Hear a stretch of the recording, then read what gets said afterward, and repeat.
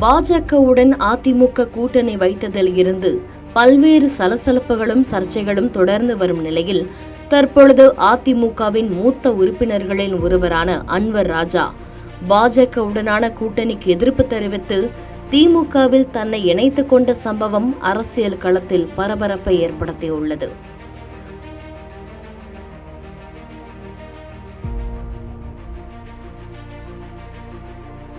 மறைந்த முதலமைச்சர் எம்ஜிஆர் அதிமுகவை தொடங்கிய காலத்தில் இருந்தே அதிமுகவில் தனது பயணத்தை தொடங்கியவர் அன்வர் ராஜா.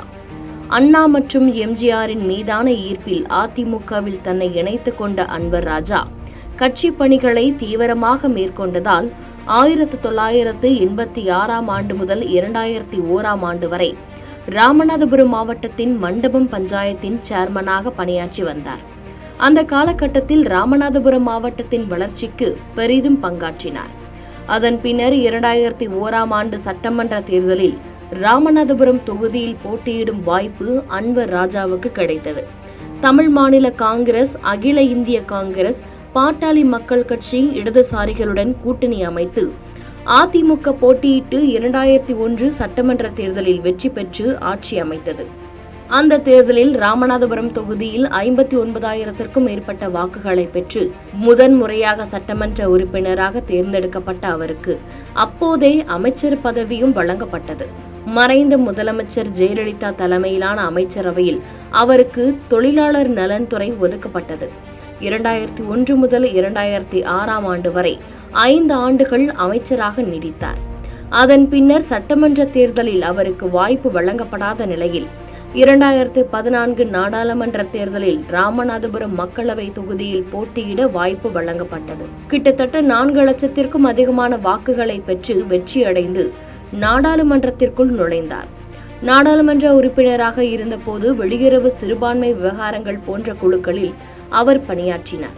அதன் பின்னர் 2018 முதல் 2019 வரை ஓராண்டு காலம் வக்பு வாரியத்தின் சேர்மனாகவும் பணியாற்றினார்.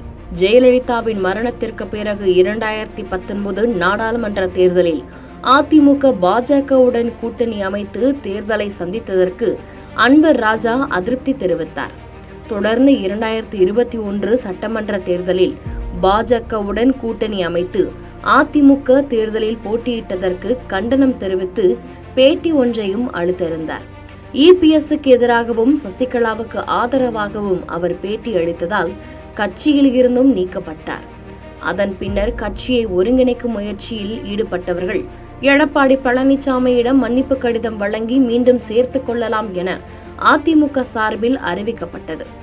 அதே நேரத்தில் பாஜகவுடனான கூட்டணியை அதிமுக அப்போது கைவிட்டிருந்ததால் மன்னிப்பு கடிதம் எழுதி எடப்பாடி பழனிசாமி முன்னிலையில் மீண்டும் அதிமுகவில் இணைந்தார் அன்வர் ராஜா.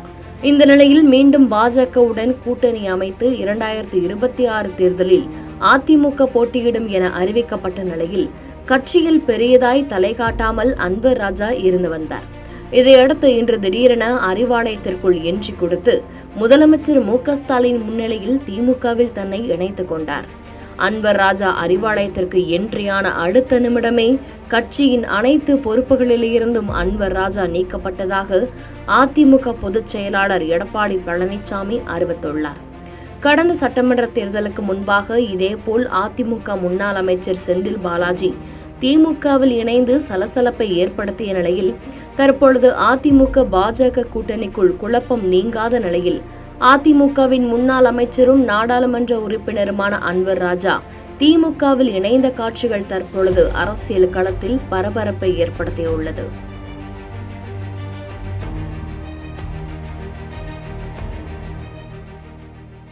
செய்திகளை உடனுக்குடன் தெரிந்து கொள்ள கீழ்கண்ட கேபிள் மற்றும் டிடிஎச் நெட்வொர்க்குகளில் எம்நாடு செய்தி தொலைக்காட்சியை காணுங்கள். பாதகம் செய்பவரை கண்டால் நாம் பயம் கொள்ளலாகாது பாப்பா. மோதி மிதித்துவிடு பாப்பா, அவர் முகத்தில் உமிழ்ந்துவிடு பாப்பா. அண்மை செய்திகளை உடனுக்குடன் தெரிந்து கொள்ள இணைந்திருங்கள் எம்நாடு தொலைக்காட்சியுடன்.